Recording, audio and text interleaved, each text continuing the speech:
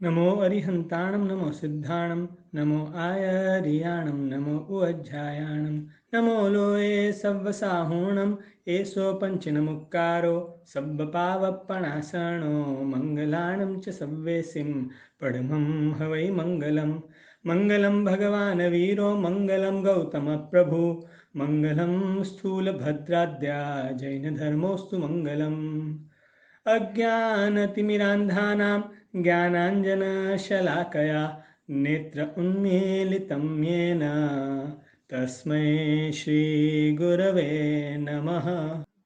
तो कौन बताएगा मुझे कि अरिहंत परमात्मा को नमन वंदन क्यों करना चाहिए? क्या समझा इन 5-6 सेशंस जो हमने किए अरिहंत परमात्मा के ऊपर, उनमें से कौन मुझे क्लियरली बताएगा कि क्यों उन्हीं को वंदन और नमन करना चाहिए? ऐसी क्या खासियत है कि बाकी किसी को नहीं और अरिहंत परमात्मा को नमन वंदन करना चाहिए? अरिहंत परमात्मा ही ऐसे परमात्मा है, मतलब ऐसे जीव है जिनके 34 अतिशय होते हैं जो बाकी किसी में भी नहीं होते। फिर वो 34 अतिशय उनको सबसे अलग करते हैं और उनके 34 अतिशयों में भी उनकी बहुत सारी डिस्क्रिप्शंस बताई गई है जो उनको सबसे महान बताते हैं। फिर जैसे आपने अरिहंत परमात्मा के गुण बताए थे, हाँ, तो उनके गुण है जैसे कि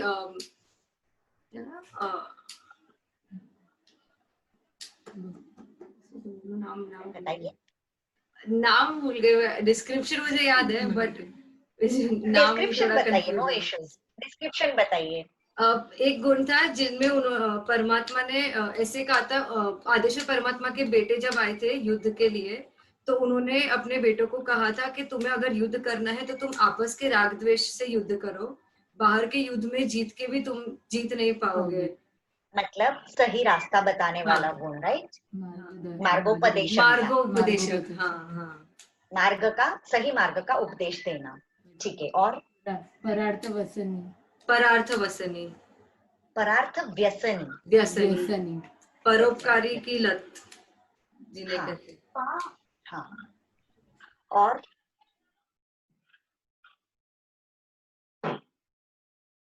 और क्या समझा आप लोगों ने?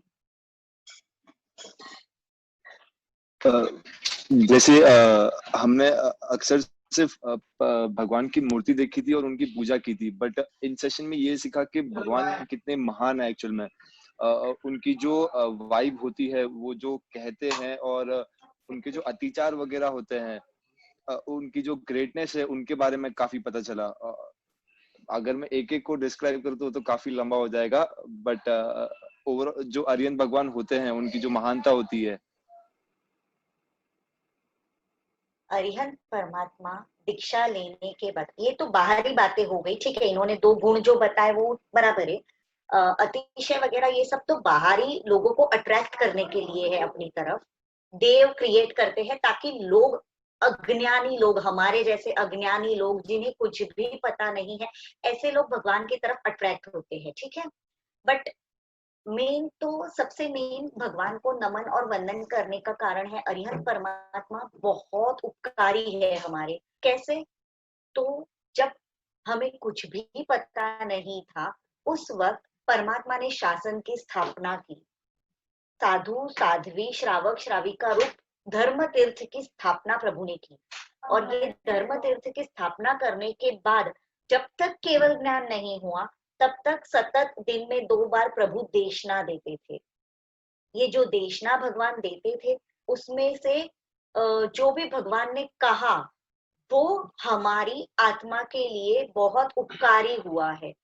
जो रास्ता प्रभु ने बनाया, जिस मार्ग पर प्रभु चले, वो मार्ग प्रभु ने हमें बताया कि आपको भी इसी मार्ग पे चलना होगा, तभी आप सर्व कर्म मुक्त हो पाएंगे। जब भगवान सिर्फ अगर उपदेश देते ना, तो शायद हमारे ऊपर कोई इफेक्ट नहीं होता, पर केवल ज्ञान के पहले परमात्मा ने साधना की, सारे कर्मों का खात्मा किया, चारों कर्म खत्म किए, पहले 4 घाती कर्म खत्म किए, और प्रभु उस केवल ज्ञान को प्राप्त किए जिसको हमें भी एक दिन प्राप्त करना है, और उसको प्राप्त किए बगैर मोक्ष नहीं मिलने वाला है। ये बात फॉर श्योर कि जब तक केवल ज्ञान नहीं होगा तब तक मोक्ष नहीं होने वाला है। और केवल ज्ञान प्राप्त करने के लिए सबसे पहले हमें 4 कर्म खत्म करने पड़ेंगे। 4 कर्म खत्म करने के पहले बहुत कुछ सहना है, बहुत कुछ सहन करके उस कठिन मार्ग पर चल के ही केवल ज्ञान की प्राप्ति होगी। ये परमात्मा ने खुद के आचारों से बताया। उसके बाद परमात्मा केवल ज्ञान होने के बाद देशना देते थे। 2 टाइम दिन में देशना देते थे। अप्रोक्सीमेटली हमने समझा था कि एक प्रहर मतलब लगभग 3 घंटे होता है। दिन सनराइज से एक प्रहर समझाती हूँ आपको। सनराइज से सनसेट तक के घंटे गिन लीजिए आप। सनराइज से सनसेट तक समझिए अगर 12 घंटे होते हैं तो उसके 4 भाग कर लीजिए तो 3 घंटे का एक प्रहर हुआ। ऐसे 2 प्रहर दिन में परमात्मा देशना देते थे। कभी कभी वो 3.25 घंटा भी होता है, कभी 2.25 घंटा भी होता है। विंटर में दिन छोटा होता है तो 2.25 घंटे का हो जाता होगा। समर में दिन बड़ा होता है तो वो शायद 3.25 घंटे का एक प्रहर होता होगा। तो परमात्मा कभी थके नहीं, परमात्मा कभी रुके नहीं, परमात्मा ने कभी आलस नहीं किया। हमारे लिए उन्होंने सतत देशना की धारा बरसाई है हमारे ऊपर। बारिश की तरह प्रभु बरसे हैं। जितना दे सके उतना प्रभु ने हमें देने की कोशिश की है।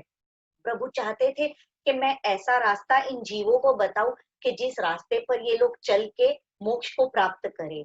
इन सभी हमने दुख समझा था। दुख क्या है, संसार में क्यों नहीं जीना है। संसार 4 गति रूप है और इन 4 गतियों में बहुत सारा दुख है और हमें इस दुखों से मुक्त करने के लिए प्रभु ने ये रास्ता बताया। पहले खुद ने अपनाया, खुद उस रास्ते पे चले और फिर हमें बताया कि आपको भी इसी रास्ते पे चलना होगा। ठीक है, इसलिए परमात्मा को नमन वंदन करना है क्योंकि वो हमारे बहुत उपकारी है। सबसे बड़ा उपकार है हमारे ऊपर। अब हम समझेंगे सिद्ध परमात्मा। नमो सिद्धाणम। नमो सिद्धाणम मतलब अनंता अनंत सिद्ध भगवान जो हो चुके हैं, जो हो रहे हैं और जो होने वाले हैं, उन सभी सिद्ध परमात्माओं को मेरा वंदन हो। क्यों? अब सिद्धों को क्यों वंदन? पहले अरिहंतों को किया, अब सिद्धों को क्यों? ये हमने डिस्कस किया हुआ है ट्रायल सेशन में शायद, या फिर फर्स्ट सेशन में ये सब डिस्कस किया था हमने। अब जो उस टाइम पे प्रेजेंट थे उनमें से किसी को तो ख्याल होगा ही कि सिद्ध परमात्माओं को वंदन क्यों करना है। बहुत ताकि उनके इम्पोर्टेंट गुण, चीज थी सिद्ध ताकि उनके परमात्मा। हम सिद्ध परमात्मा को वंदन इसलिए करते ताकि उनके गुण हम में आ जाए और हम उनके गुण की एटलीस्ट वैल्यू और वो गुण का बेनिफिट हमको भी मिले। ऐसा ही था। ठीक है, और कुछ था? बहुत परमात्मा ज्यादा इम्पोर्टेंट चीज थी। जब एक सिद्ध परमात्मा मोक्ष में जाते हैं तब एक सोल निगोद से निकल के बाहर आते हैं। परफेक्ट। एक जीव जब सिद्ध बनता है यानी कि जब मोक्ष में जाता है तब एक जीव निगोद में से बाहर निकलता है। ये सनातन रूल है, एक शाश्वत रूल है कि निगोद में से अगर किसी जीव को बाहर आना है ना तो यहाँ से किसी एक जीव को मोक्ष में जाना पड़ता है। जीवों की संसार में संख्या ना कभी बढ़ती है। ऑडियोज व्यवहाराची न्याय से जीवों की संख्या संसार में कभी घटती नहीं, बढ़ती नहीं, एक सरीखी रहती है। अब ये जीवों की जो संख्या है ना, व्यवहार राशि के जीवों की, तो उसमें एक जीव को ऐड करना है तो यहाँ से एक जीव को मोक्ष में जाना पड़ता है। ये नियम है। तो ऐसा कोई एक जीव जब सिद्ध बना होगा उस वक्त हम निगोद में से बाहर निकले होंगे। तो सिद्ध परमात्माओं को नमन वंदन इसलिए सबसे पहले तो करना चाहिए क्योंकि हमारे ऊपर उनका अनंत उपकार है, हमारे ऊपर उनका एक ऋण है, ऋण। और वो ऋण कब पूरा होगा? जब हम सिद्ध बन जाएंगे। जिस दिन हम सिद्ध बनेंगे और हम एक जीव को निगोद में से बाहर निकालेंगे उस दिन उन सिद्ध परमात्माओं का हमारे ऊपर जो हमने जो कर्जा लिया हुआ है उनका वो चुका पाएंगे। ठीक है, अब सिद्ध कौन बनता है? कौन बताएगा सिद्ध कौन बनता है? जीव जो भवी होते वो सिद्ध बनते। सही है बट पूरा सही नहीं है। जिनके 8 कर्म, ये चीज आप सब लोग को भुगाता है वो तो भगवान बनता है। जी बराबर, 8 कर्मों को खपाता है वो सिद्ध बनता है, एकदम सही। साक्षी जी, आपने जो बताया अभी कि जो भवी होता है वो सिद्ध बनता है, 100% जो वही भवी होता है वही सिद्ध बनता है, लेकिन जितने भवी है उतने सब सिद्ध नहीं बनने वाले। क्लियर? किसी को ये सवाल स्ट्राइक हो रहा है कि ऐसा क्यों, हम भी भवी है तो क्या हम सिद्ध नहीं बनने वाले, हम मोक्ष में नहीं जाएंगे?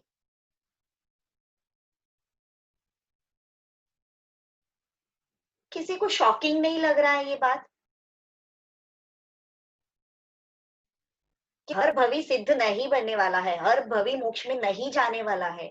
हम सोचते हैं हमने शत्रुंजय की स्पर्शना कर ली है मतलब हम भवी है तो हम 100% मोक्ष में जाने वाले हैं। नहीं, हर भवी मोक्ष में नहीं जाने वाला। आप भवी है, ये सिर्फ इस चीज का पासपोर्ट मिला है आपको कि हाँ आप मोक्ष में जा सकते हैं, लेकिन आप मोक्ष में जाएंगे इसकी गारंटी नहीं मिली है आपको। उसके लिए आपको पुरुषार्थ करना पड़ेगा, कर्म खपाने पड़ेंगे, तभी आप मोक्ष में जाएंगे। अगर आप कुछ नहीं करेंगे और बैठे रहेंगे कि हम तो भवी है, आज नहीं तो कल, इस भव में नहीं तो नेक्स्ट भव में, नेक्स्ट में नहीं तो उसके नेक्स्ट में मोक्ष में जाने ही वाले हैं, तो हमें क्या कुछ करने की जरूरत है? नहीं, तो फिर आप संसार में रखड़ते ही रहेंगे। मोक्ष में जाने के लिए पुरुषार्थ करना पड़ेगा, मेहनत करनी पड़ेगी, कर्म खपाने पड़ेंगे। ठीक है, अभी आरती जी ने बताया कि जो 8 कर्म खपाते हैं वो सिद्ध बनते हैं। 8 कर्मों के नाम कौन बताएगा? ज्ञानावर्णीय, दर्शनावर्णीय, वेदनीय, मोहनीय, आयुष्य, नाम, गोत्र और अंतराय कर्म। परफेक्ट। अब ये इसी ऑर्डर में हमें याद रखने के लिए ना एक छोटी सी स्टोरी है जो हम लोग पाठशाला में बच्चों को सुनाते हैं। बहुत छोटी सी स्टोरी है, लेकिन उसमें 8 कर्मों के नाम एकदम इजीली याद रहेंगे। ज्ञानचंद सेठ थे, वो मंदिर दर्शन करने के लिए निकले। बीच में उनके पेट में वेदना उपड़ी, बीच में पेट में वेदना उपड़ी, तो उनको मोहन भाई वैद्य मिले रास्ते में। उन्होंने कहा कि आयुष्य का कोई भरोसा नहीं है, भगवान का नाम लो, गोत्र देवता को याद करो, तभी सारे अंतराय दूर होंगे। 8 कर्म के नाम इस छोटी सी स्टोरी में आ गए। ज्ञानचंद सेठ ज्ञानावर्णीय कर्म, दर्शन करने गए दर्शनावर्णीय कर्म, पेट में वेदना उपड़ी वेदनीय कर्म, मोहन भाई सेठ मिले, मोहन भाई वैद्य मिले, मोहनीय कर्म, आयुष्य का कोई भरोसा नहीं है, आयुष्य कर्म, भगवान का नाम लीजिए, नाम कर्म, गोत्र देवता को याद कीजिए, गोत्र कर्म, तभी सारे अंतराय दूर होंगे, अंतराय कर्म। ठीक है, अब ये स्टोरी आप लोग बाय हार्ट कर लीजिएगा, क्योंकि ये कर्म का बहुत बड़ा चैप्टर चलने वाला है अपने यहाँ पे। ये सिद्ध भगवंत बनने के लिए 8 कर्म खपाने पड़ते हैं, तो पहले तो 8 कर्म बनते कैसे है वो समझना पड़ेगा, तब उनको बनते हुए रोकेंगे हम लोग, और रुकने के बाद अब जो कर्म आ चुके हैं वो कचरा अंदर से कैसे खाली करना है वो हम लोग समझेंगे। ठीक है, किसी को इतने में कोई सवाल है कि हम ज्ञानावर्णीय कर्म शुरू करें?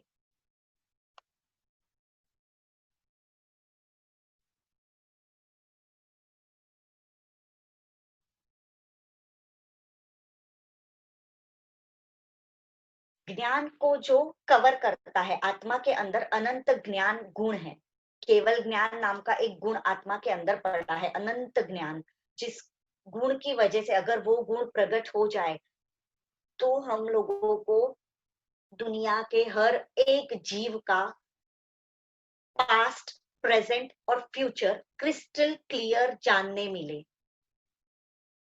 ऐसा गुण आत्मा के अंदर पड़ा हुआ है। फिलहाल तो इतना बैडली ज्ञानावर्णीय कर्म ने उस गुण को कवर करके रखा है ना कि दीवार के पीछे क्या है वो समझ में नहीं आता, राइट में क्या है लेफ्ट में क्या है वो देखना हो तो हमें राइट में और लेफ्ट में देखना पड़ता है। इन आंखों के बगैर हम लोग ब्लाइंड है, हमें कुछ भी नहीं पता चल सकता है। कल क्या बनाया था वो भी याद नहीं रहता है, परसों क्या खाया था वो भी हमें याद नहीं है। ऐसा ये ज्ञानावरणीय कर्म हम लोगों को बुरी तरह से सताता है। हम सब देखते हैं कि बच्चे जब पढ़ने बैठते हैं, कोई बच्चा एक बार में लर्न कर लेता है कोई चीज, कोई बच्चे को 4 बार करना पड़ता है, कोई बच्चा 100 बार करता है, रटता है, फिर भी नहीं होता। मैं खुद पाठशाला में देखती हूँ, कुछ बच्चे हैं जो इतनी फटाफट गाथाएं देते हैं, मजा आ जाता है उनको पढ़ाने में। और कुछ बच्चे हैं जिनके पीछे बहुत मेहनत करनी पड़ती है, जिनके वर्ड्स भी क्लियर नहीं आते मुंह में से, वो वर्ड्स पहले उनको बिठा के देने पड़ते हैं, फिर बेचारे वो इतनी मेहनत करते हैं, इतनी मतलब कभी कभी तो मुझे इतना बुरा फील होता है जब मैं गाथा ले रही होती हूँ। तो एक बच्ची है छोटी सी, उस दिन मैंने उसको बोला, बेटा आपको मैं ऑडियो भेजती हूँ गाथा का, फिर भी आपकी गाथा शुद्ध क्यों नहीं होती? तो वो बच्ची मुझे बोली, बेन मैं बहुत मेहनत करती हूँ पर मेरा होता ही नहीं। मुझे इतना बुरा फील हुआ उस दिन कि क्या हालत है ना, मतलब शी इज ट्राइंग बट वो नहीं कर पा रही है, वो मेहनत भी कर रही है। I know. वो बच्ची को मैंने पाठशाला, अभी ऑनलाइन पाठशाला चल रही है, बाकी तो पाठशाला लेती हूँ, उस बच्ची को मैंने पाठशाला में देखा है, वो कभी किसी से बात नहीं करती, लपड़ चप्पड़ कुछ भी नहीं होता है उसका, वो किसी के साथ मस्ती नहीं करती है, पाठशाला आती है, सीधा आधा घंटा बैठती है, खुद की गाथा करती है, मेहनत करती है, और फिर भी at the end of that half an hour वो बड़ी मुश्किल से मुझे एक लाइन क्लियरली दे पाती है, बहुत मुश्किल से। मुझे बहुत बुरा लगता है, बट आई एम हेल्पलेस। हम कुछ नहीं कर सकते क्योंकि ये उसका ज्ञानावरणीय कर्म है और वो उसी को मेहनत करके हटाना पड़ेगा। अब ये ज्ञानावरणीय कर्म हटता कैसे है? तो हमें उसके लिए मेहनत करनी पड़ती है। हम अगर बोले कि मैं कर रही हूँ पर मेरे से नहीं होता इसलिए मैंने छोड़ दिया, जैसे मैं करती हूँ, मैंने पहले बहुत लर्न किया हुआ है बट अब मैं कुछ भी बाय हार्ट करने बैठू ना, मेरा होता ही नहीं है, तो मैं छोड़ देती हूँ कि नहीं हो रहा है, छोड़ना, आज किया कल भूल गई, आज किया कल भूल गई, मतलब 15 डेज तक मैं एक ही चीज रटू तो भी 16वें दिन मैं भूल जाती हूँ वापस। तो ऐसे आलस करके नहीं चलता है, उसके पीछे मेहनत करनी पड़ती है। एक मुनि थे जिन्होंने दीक्षा ली तब तक तो बहुत अच्छे से उनसे सब कुछ हो रहा था। दीक्षा के बाद उनको दशवैकालिक का अध्ययन लर्न करना पड़ता है, तो वो कर रहे थे, उसमें एक पद आया, मारुष और मातुष। अब जब ये पद बाय हार्ट करने का टाइम आया, उस वक्त बहुत मेहनत कर रहे थे वो, लेकिन वो मारुष मातुष हो ही नहीं रहा था उनका, रटते रटते वापस मास्तुष मास्तुष हो जाता था। अब बात यहाँ तक बिगड़ गई कि वो उपाश्रय में काजा निकालते टाइम, पानी ठारते टाइम, गोचरी लाते टाइम, हर जगह ये एक ही पद रट रहे थे, मारुष मातुष मारुष मातुष, लेकिन ये पद उनसे हो ही नहीं रहा था। ऐसा ज्ञानावरणीय कर्म उदय में आया उस वक्त कि उनसे वो हो ही नहीं रहा था। अब क्या किया जाए? आम्बिल चालू है कंटिन्यूस, क्योंकि वो जोग में थे, जब तक उनका वो अध्ययन पूरा नहीं होता है उनको आम्बिल करने पड़ते हैं, तो वो आम्बिल कंटिन्यूस 12.5 साल तक चला। उसमें उपाश्रय में जो भी आता था सबको पता चल गया था। अब इमेजिन कीजिए ना, 12.5 साल तक जब कंटिन्यूस कोई एक ही पद रट रहा है, तो आने जाने वाले हर इंसान को पता चल जाता है कि वो क्या कर रहे हैं। तो छोटे छोटे से जो बच्चे होते थे ना, वो गोचरी लेने जाते थे, रास्ते में छोटे बच्चे मिलते थे, तो वो मास्तुश करते जाते थे, तो छोटे बोलते थे, महाराज जी मास्तुश नहीं, मारुष मातुष। तो बोलते थे, अरे हाँ मिच्छामि दुक्कडम, कान पकड़ के बोलते थे मिच्छामि दुक्कडम, और फिर मारुष मातुष, वापस मास्तुश हो जाता था। उपाश्रय में आने जाने वाली पब्लिक वो भी उनको करेक्ट करते थे, लेकिन एक चीज थी कि ये पद का जो मीनिंग था ना, मारुष मातुष, इसका मतलब होता था मारुष मतलब आप किसी के ऊपर गुस्सा मत कीजिए, और मातुष मतलब आप किसी से खुश मत होइए, मतलब ना राग कीजिए ना द्वेष कीजिए, ना प्रशंसा से खुश होइए, ना कोई आपकी निंदा करे तो उससे दुखी होइए। राग भी मत कीजिए, द्वेष भी मत कीजिए, खुश भी मत होइए, दुखी भी मत होइए। ये इस पद का मीनिंग था कि ना खुश होना है आपको, ना दुखी होना है, मारुष मातुष। ये पद उनसे लर्न नहीं हुआ, लेकिन ये पद रटते रटते रटते रटते उनका इतना ज्ञानावरणीय खत्म हो गया कर्म कि उनको केवल ज्ञान की प्राप्ति हो गई, फिर उनको कुछ भी रटना नहीं पड़ा। हम लोगों को भी इसी प्रकार ज्ञानावरणीय कर्म खपाना है। नहीं होता है इसलिए छोड़ नहीं देना है, प्रयत्न करते रहना है, पुरुषार्थ करते रहना है, पढ़ते रहना है। पढ़ते पढ़ते एक दिन जरूर आएगा कि जिस दिन हमारा कर्म खपेगा। आज नहीं, अगले भव में, उसके अगले भव में, उसके अगले भव में कहीं ना कहीं हमारा कर्म जरूर खपेगा।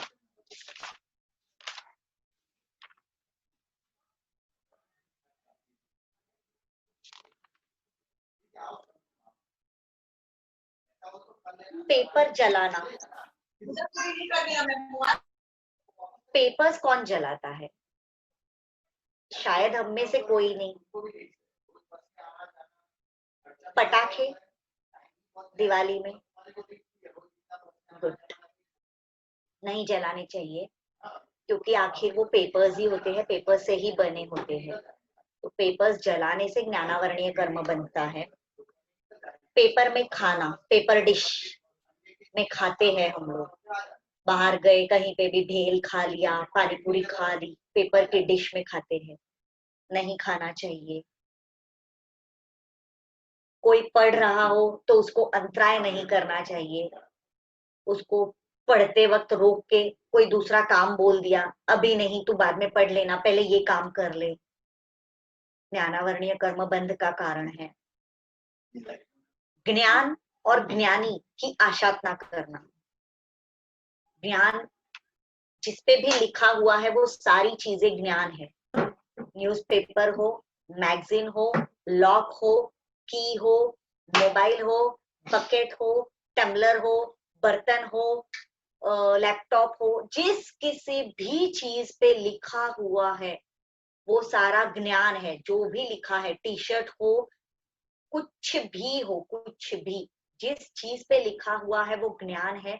और ज्ञान और ज्ञानी की आशातना, जो ज्ञानी है उसकी आशातना, उसका मजाक उड़ाना, उसके पीछे उसकी बातें करना या मुंह पे उसका इंसल्ट करना, ये ज्ञानावरणीय कर्म बंध का कारण है।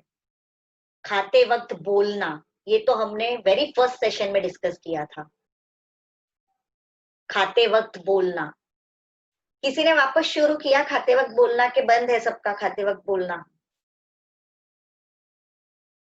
बंद है ना संकेत भाई? Very good, good good good, असर तो हो रहा है, सीख तो रहे हैं बच्चे, वेरी गुड, खुशी होती है देख के। फिर चश्मा, हमारा चश्मा जो रहता है उसकी यहाँ पे जो स्टिक होती है ना, उसके ऊपर भी लिखा हुआ रहता है। तो निखिल भाई देखने लगे।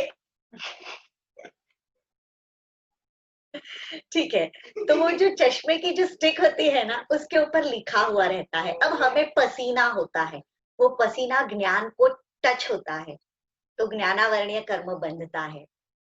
इसके लिए आप या तो उसको स्क्रैच करके निकाल दीजिए लिखे हुए को, या तो उसके ऊपर कोई पेंट कर लीजिए जिससे वो कवर हो जाए।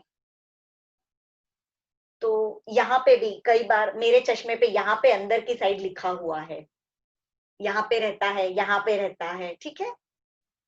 मोबाइल, हमारी घड़ी, घड़ी के भी बैक साइड में भी जो डायल के पीछे जो पार्ट रहता है उस पे भी लिखा हुआ रहता है कंपनी का नाम एक्सेट्रा। तो वो भी हमारी बॉडी को टच होता है, पसीना होता है, वो घड़ी पहनी हुई हम लोग खाना खाते हैं, वॉशरूम जाते हैं, तो पाप लगता है हमें, ज्ञानावरणीय कर्म बंधता है हमारा। तो ये सारी छोटी छोटी चीजें हैं। हम कपड़े पहनते हैं, कपड़े के पीछे टैग्स रहते हैं, चप्पल पहनते हैं, चप्पल के सोल पे लिखा हुआ रहता है। जब हम चप्पल पहन के चलते हैं तो वो सोल जमीन पे घिसता है। आप वो चप्पल के सोल के ऊपर जहां लिखा हुआ है वहां स्क्रैच कर दीजिए किसी शार्प चीज से, कोई शार्प ऑब्जेक्ट लीजिए, उससे आप स्क्रैच कर दीजिए। टी शर्ट के बैक साइड में जो टैग्स रहते हैं वो निकाल दीजिए। शॉपिंग करने जाते हैं तो ध्यान रखिए लिखा हुआ हो, ऐसे कपड़े ना खरीदे। तो उतने पाप से हम बच जाएंगे, उतने कर्मबंध से हम बच जाएंगे। स्पेशली बच्चों के कपड़े जब लेने जाते हैं बहुत ध्यान रखिए, क्योंकि बच्चों के सारे कपड़ों पे लिखा हुआ रहता ही है, तो थोड़ा सा अवॉइड कर सकते हैं हम लोग। ज्ञान की चीजें जमीन पे ना रखें। लिखा हुआ पाठ जमीन पे आए, इस प्रकार चीजें जमीन पे ना रखे। बुक्स होती है, कई बार हम लोग पढ़ते पढ़ते बुक्स ऐसे ही जमीन पे रख देते हैं, न्यूज़पेपर जमीन पे रखा हुआ रहता है बहुतों के घर में। ध्यान रखिए ऐसा ना हो। हमारा पसीना नहीं लगना चाहिए ज्ञान को।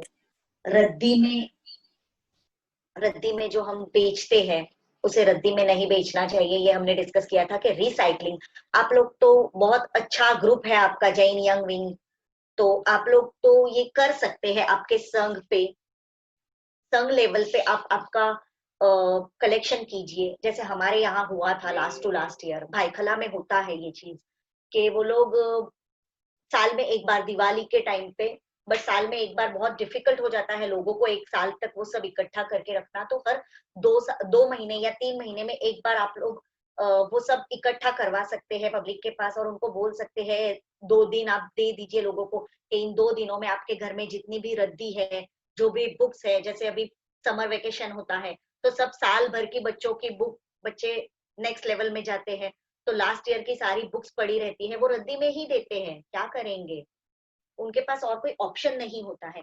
तो आप लोग वो इकट्ठा करवा के कहीं रिसाइकलिंग में दे सकते हैं। ये सब काम आप लोग कर सकते हैं। ज्ञान को पैर नहीं लगना चाहिए, ये तो जनरली सबको पता होगा कि ज्ञान की किसी भी चीज को, चाहे पेंसिल हो, इरेजर हो, शार्पनर हो, छोटे से छोटी चीज क्यों ना हो, उसको हमारा पैर नहीं लगना चाहिए। सर्वथा सहु सुखी थाओ, पाप ना कोई आचरो, राग द्वेषति मुक्त थईने, मोक्ष सुख सहु जगवरो। सर्वमंगल मांगल्यम सर्व कल्याण कारणम, प्रधानम सर्वधर्माणाम, जैनम जयति शासनम।